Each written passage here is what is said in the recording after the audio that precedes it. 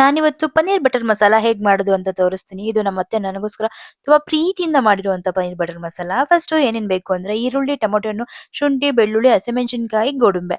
ಇದಿಷ್ಟನ್ನು ಎಣ್ಣೆಲಿ ಚೆನ್ನಾಗಿ ಹುರ್ಕೋಬೇಕು. ಒಗ್ಗರಣೆಗೆ ಚಕ್ಕೆ, ಲವಂಗ, ಏಲಕ್ಕಿ ಇವ್ ಮೂರನ್ನು ಇಟ್ಕೊಂಡು ಸಣ್ಣದಾಗಿ ಕಟ್ ಮಾಡಿರುವಂತ ಈರುಳ್ಳಿನ ಒಂಚೂರು ಸೈಡಿಗೆ ಹೆಚ್ಚಿಟ್ಕೊಳ್ಳಿ. ಇದಿಷ್ಟು ಹುರ್ಕೊಂಡಿರ್ತೀರಲ್ಲ ಅದನ್ನೆಲ್ಲ ಚೆನ್ನಾಗಿ ರುಬ್ಬಿಟ್ಕೊಂಡು ಒಲೆ ಮೇಲೆ ಒಂದು ಪ್ಯಾನ್ ಇಟ್ಕೊಂಡು ಸ್ವಲ್ಪ ಎಣ್ಣೆ ಹಾಕೊಳ್ಳಿ. ಎಣ್ಣೆ ಕಾದ್ಮೇಲೆ ಪನ್ನೀರ್‌ನ ಲೈಟ್ ಆಗಿ ಫ್ರೈ ಮಾಡ್ಕೊಳ್ಳಿ. ಓಕೆನಾ? ಲೈಟ್ ಆಗಿ ಅಷ್ಟೇ. ತುಂಬಾ ಸೀಸ್ಬೇಡಿ. ಅದಾದ್ಮೇಲೆ ಅದೇ ಎಣ್ಣೆ ಸ್ವಲ್ಪ ಉಳ್ದಿರುತ್ತಲ್ಲ, ದಪ್ಪ ಮೆಣಸಿನ್ಕಾಯಿನ ಸ್ವಲ್ಪ ಹಂಗೆ ಬಾಡಿಸ್ಕೊಳ್ಳಿ. ಅವಾಗ ಲೈಕ್ ಅದು full video Swapna's kitchen YouTube ಚಾನಲಲ್ಲಿದೆ. ಚಾನಲ್ ಲಿಂಕು ನನ್ನ ಬಯೋದಲ್ಲಿದೆ. ಹೋಗಿ ವಾಚ್ ಮಾಡಿ. Thank you for watching my videos. ಹೀಗೆ ನನ್ನ ಫಾಲೋ ಮಾಡ್ತಾ ಇರಿ. Thank you.